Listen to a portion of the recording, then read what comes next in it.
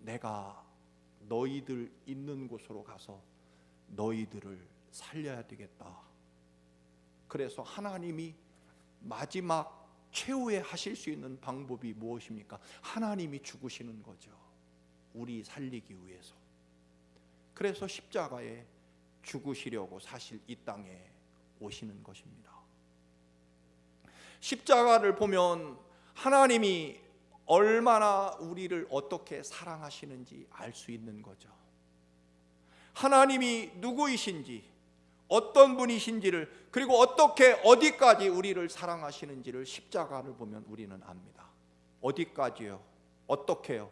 십자가의 그 모진 처절한 비참한 죽음과 모욕과 죽음을 당하시며 우리 살리기 위하여 대신 죽기까지 목숨 바쳐 우리를 사랑하신다는 것입니다.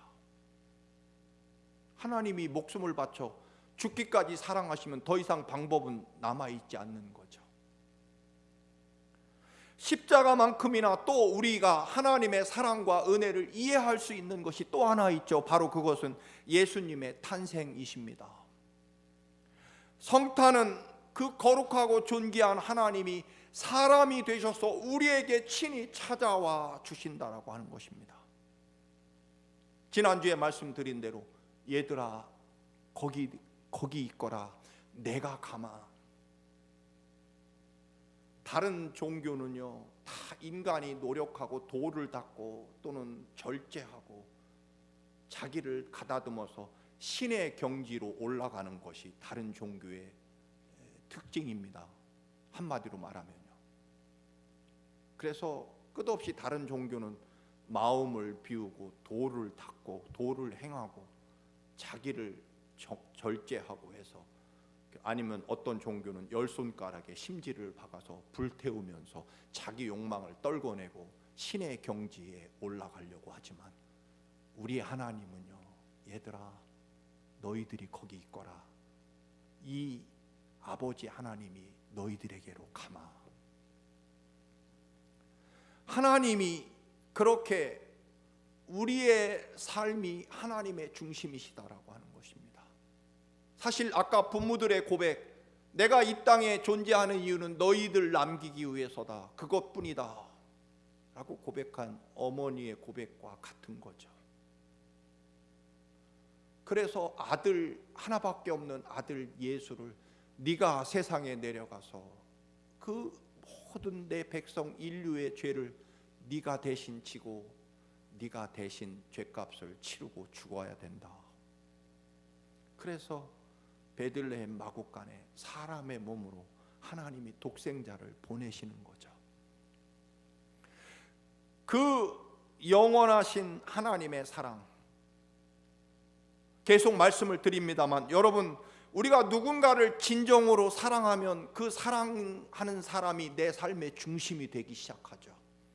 그래서 우리는 누군가를 진짜로 사랑하게 되면 그 사람이 내 삶의 중심이 됩니다.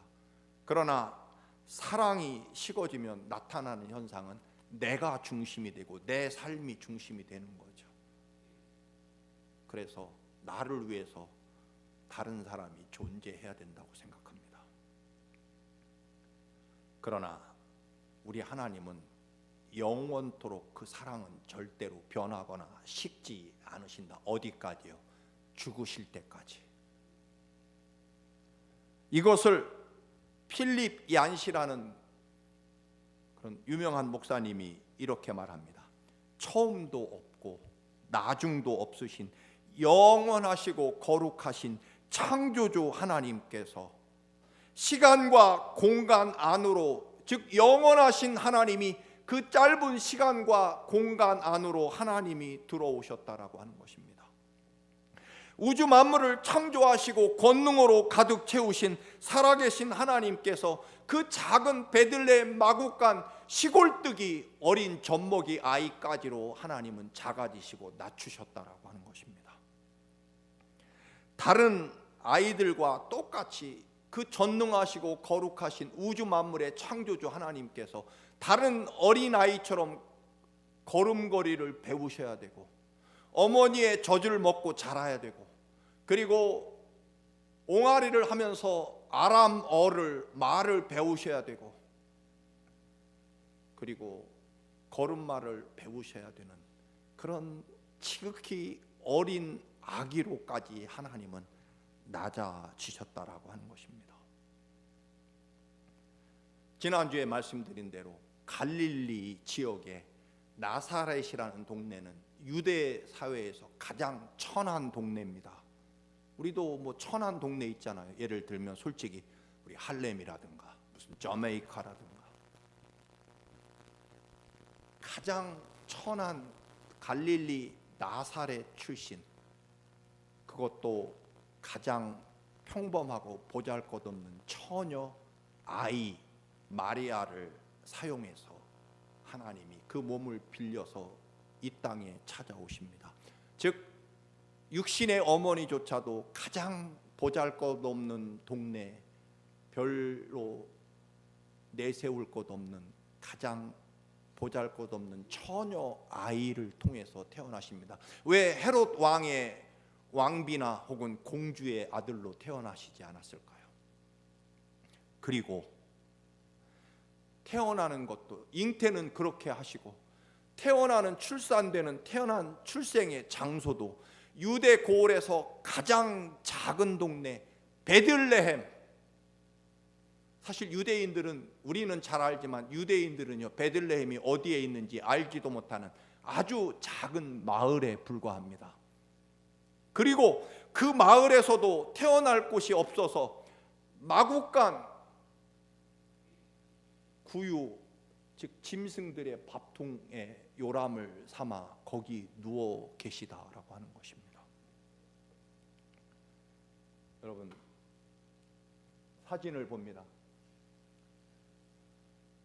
우리가 마구간 하면 우리 생각으로는 그 집 안에 뭡니까? 마당 저 구석에 따로 있는 것처럼 생각되지만, 유대인들이 가지고 있는 마구간의 개념은 1층은 사람들이 살고요, 이 바로 지하 혹은 반지하, 우리도 똑같잖아요. 그 안에 이 양 짐승의 우리들이나 혹은 창고로 쓰이는 그런 형식의 집 구조를 가지고 있다고 합니다. 그래서 이스라엘은 원래 산악 지역이라 뭐 반지하 비슷하게, 그래서 밑에 우리 짐승의 우리와 또는 창고 같은 그런 곳에서, 즉 예수님은 사람들이 태어난 레벨에서 태어난 것이 아니라 짐승들이 태어나는 사람 아래 짐승들의 위치까지 하나님은 낮아지셨다라고 하는 것입니다. 다음, 그래서 예수님이 태어난 베들레헴 마구간 구유가 오늘날엔 이렇게 은으로 구유가 만들어지고, 이게 세계 최고급의 대리석으로 마구간 바닥을 만들었고, 그리고 이게 온갖 보석과 진귀한 그런 금은 보석들로 만들어진 장식들, 벽은 황금을 입혀서 이렇게 마구간 예수님 태어난 곳을 만들어 놓았습니다. 성지순례 가서 사실은 제가 생각하기에 하나님의 뜻은 여기가 여전히 짐승의 그 더러운 밥통과 짐승들이 쌓은 똥이 가득하고, 그리고 썩은 냄새가 가득한 그런 곳으로 남겨져 있으면 훨씬 더 하나님 뜻에 맞을 텐데, 사람들이 황금과 온갖 그 화려한 것으로 꾸며놨구나 하는 생각을 사실은 했습니다. 사실은 여전히 짐승의 분비물로 가득 찬 더럽고 추악한 그런 곳으로 남겨져 있어야 오늘 이 시대에 우리들에게 주시는 하나님의 뜻이 더 크지 않을까, 그런 생각을 합니다. 이렇게 마구간 교회가 이렇게 엄청나게 그렇게 지어져 있었습니다. 자, 이곳은 이제 말씀드릴 목자들이 기거하는 동굴입니다. 이곳이 바로 지금 현재 베들레헴 지역입니다.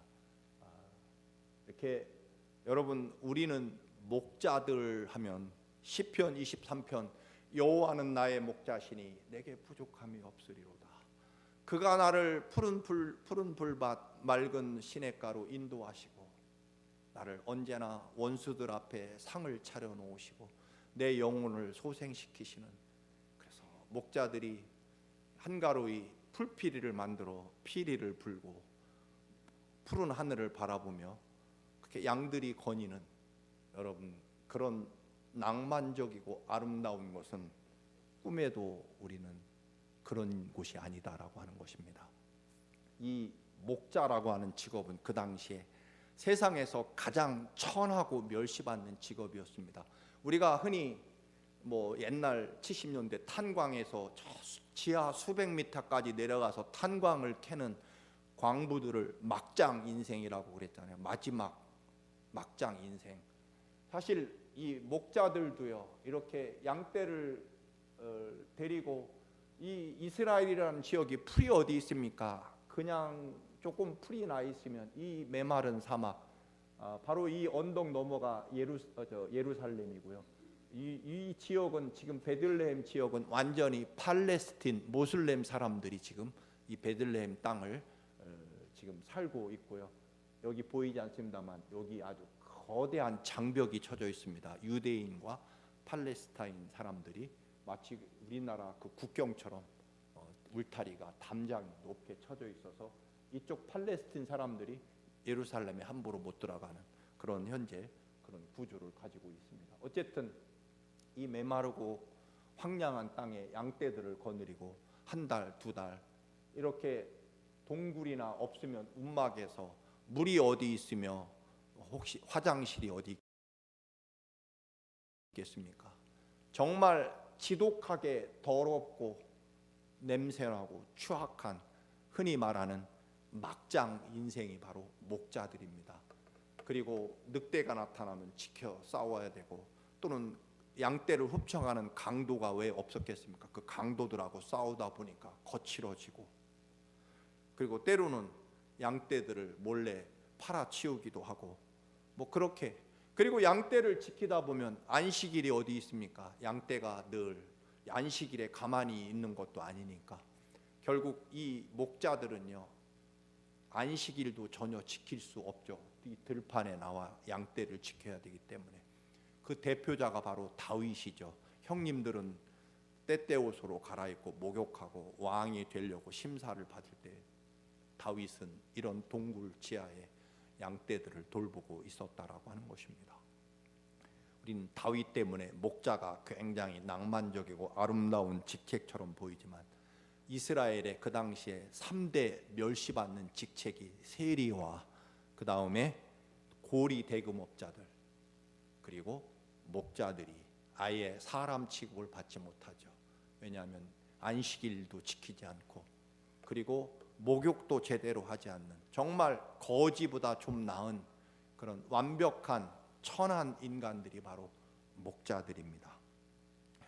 자, 예수님이 이 땅에 오실 때요, 베들레헴 마구간에서 탄생하시고, 그리고 그 탄생, 하나님의 탄생 소식이 세상에서 가장 천한 비루한 냄새나는 목자들에 의해서 메시아의 탄생 소식이 온 세상에 처음으로 전해지는 역할을 이 더럽고 추한 목자들이 하게 됩니다. 그 존귀하시고 거룩하신, 우리가 감히 그 이름조차 부를 수 없을 만큼 거룩하시고 존귀하신 하나님이 이 땅에 오실 때 가장 보잘것없는 갈릴리 나사렛 출신 처녀 아이에게서 잉태되어서 출산조차도 가장 작은 마을 베들레헴 마을, 그리고 그 마을에서도 가장 낮은 곳, 더러운 곳, 마구간 짐승들의 우리에서 탄생하시고, 그리고 그 출생의 소식마저도 메시아 하나님이 이 땅에 탄생하셨다는 그 거룩한 구원의 소식조차도 가장 권위 없고 사람들이 무시하고 멸시하고 사실 믿지도 않았을 것입니다. 목자들이 외치는 소리를 누가 믿겠습니까? 그런 믿지 못할 가장 천한 목자들이 메시아의 탄생을 전하게 됩니다. 여러분, 무슨 의미일까요? 미가 선지자가 예언하죠. 베들레헴 에브라다야, 너는 유대의 고을 중에 가장 작다. 그러나 거기에서 메시아가 탄생할 것이다. 아까 말씀드린 대로 예수님은요, 사람들이 사는 그 밑에 짐승들의 레벨에서 탄생하십니다. 그리고 그 짐승들을 돌보는 목자들에 의해서 구원의 소식이 전파됩니다. 사람들은 비록 황금으로 예수님의 말구유를 만들었지만 하나님은 원래 그렇게 오셨습니다. 무슨 의미일까요? 그리고 가장 그 누군가가 돌보지 않으면 생존조차 할 수 없는 젖먹이 어린 아이로 출생하십니다. 아무 힘도 능력도 없는, 철저하게 아무것도 가지지 못한, 그리고 누울 자리 없이 짐승의 우리에 탄생하시는 하나님. 여러분, 무슨 뜻일까요? 그것은요, 하나님께서는 그 어떤 천한 사람도, 그 어떤 보잘것없는 인간도, 그리고 아무리 낮아지는 사람이라고 할지라도 하나님은 그 밑에 가셔서 절대로 우리가 절망할 수 없다라고 하는 것입니다. 하나님은 그 밑에 계시기 때문에 우리가 아무리 고통스럽고 어렵다고 할지라도 하나님은 십자가 위에서 피 한 방울 물 한 방울 남김없이 다 쏟아 가장 비참한 죽음까지도 당하셨기 때문에, 여러분, 우리가 아무리 절망과 어려움과 비천한 자리에 처할지라도 하나님은 그 밑에 계시다라고 하는 것입니다.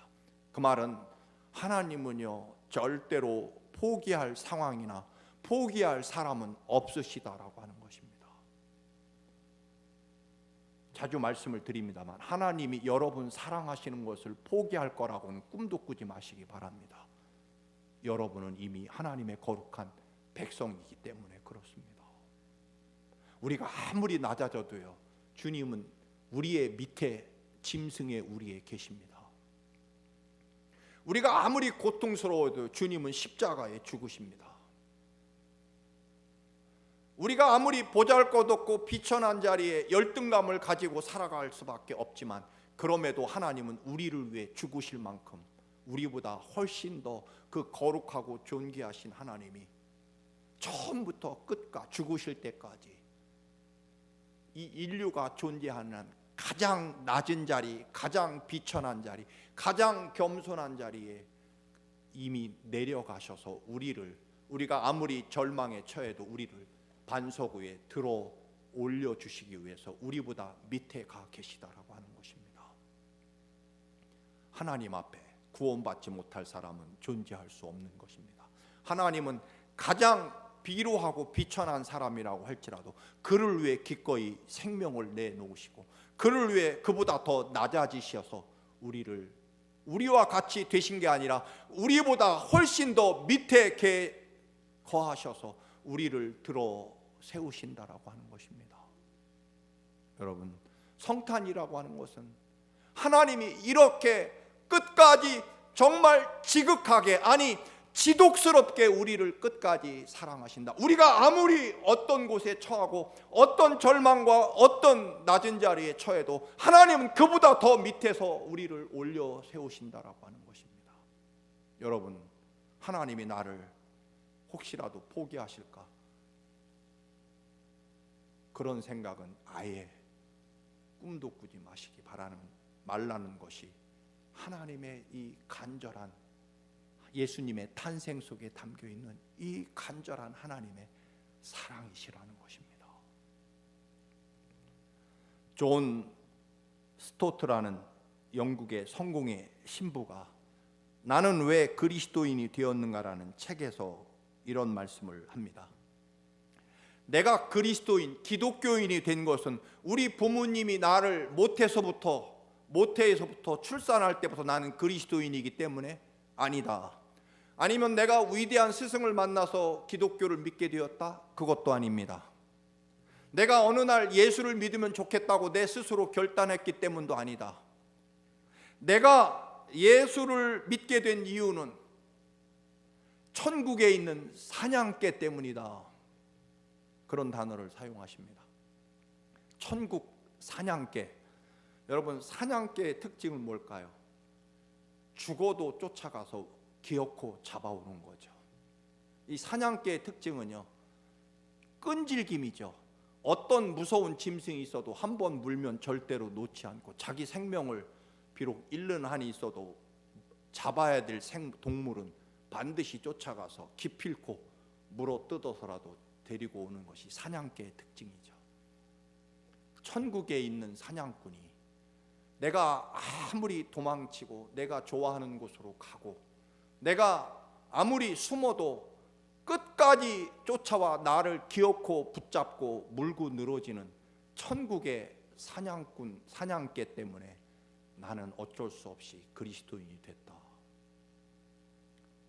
하나님의 사랑이 얼마나 지독하고 끈질겼으면 세상에 하나님을 사냥개라고 고백하는 거죠. 여러분, 그레이하운드라고, 근데 사실 우리 번역으로는 사냥개라고 번역이 약간 좀 이상합니다만, 그 말 뜻은요, 하나님이 얼마나 끈질기게 절대로 우리를 포기하는 법이 없이 우리가 가는 곳마다 이미 먼저 와 계셔서 하는 수 없이 포기하고 예수 믿는 것이 낫겠다 싶어서 내가 예수 그리스도의 사람이 됐다라고 말하는 고백의 이야기입니다. 여러분, 그토록 낮아지고 비참해지시고 처절한 십자가 목숨까지 내놓으시고 우리를, 하나님이 죽으시는 한은 우리를 포기하지 않으시겠다는 것이 바로 이 크리스마스 데이의 성탄에 담긴 하나님의 그 간절한 사랑입니다. 여러분, 마지막으로 바울 사도도 그렇게 얘기합니다. 로마서 8장 31절, 우리 천천히 같이 읽겠습니다. 그런즉 이 일에 대하여 우리가 무슨 말하리요? 만일 하나님이 우리를 위하시면 누가 우리를 대적하리요? 자기 아들을 아끼지 아니하시고 우리 모든 사람을 위하여 내주신 이가 어찌 그 아들과 함께 모든 것을 우리에게 주시지 아니하겠느냐. 38절입니다. 시작. 내가 확신하노니 사망이나 생명이나 천사들이나 권세자들이나 현재 일이나 장래 일이나 능력이나 높음이나 깊음이나 다른 어떤 피조물이라도 우리를 우리 주 그리스도 예수 안에 있는 하나님의 사랑에서 끊을 수 없느니라. 하나님이 여기까지 찾아와 주셔서 우리를 사랑하신다고 하십니다. 갈보리 십자가에 죽어가시면서 내가 너희들 대신 내가 생명을 바쳐 너희들을 사랑한다. 그렇게 오셔서 그렇게 끝까지 사랑하십니다. 베들레헴 마국간, 그 모든 사람, 어떤 절망보다 더 낮은 곳, 어떤 비천함과 초라함보다 더 낮은 곳에 그 존귀하신 하나님이 우리에게 찾아오셔서 너희들을 절대로 포기하지 않겠다라고 하는 이 간절한 하나님의 사랑이 여러분의 기쁨과 소망이 되시는 성탄절이 되시기를 주님의 이름으로 축원합니다. 아멘. 기도합니다. 하나님, 예수님이 마국간 구유에 탄생하신 것은 빈 방이 없었기 때문이 아니라 누구도 자신의 방을 내어 드리지 않았기 때문임을 깨닫습니다. 세상의 그 어떤 절망보다 더 낮아지시고 세상의 그 어떤 아버지 비천함보다 더 비천해지신 주님의 그 모습은 어떤 일이 있어도 우리에 대한 사랑을 놓지 않으시겠다는 주님의 그 간절한 사랑, 이 사랑으로 가득 찬 성탄절이 되게 하옵소서. 주님 오시옵소서. 내 삶을 드립니다. 예수님의 이름으로 기도드립니다.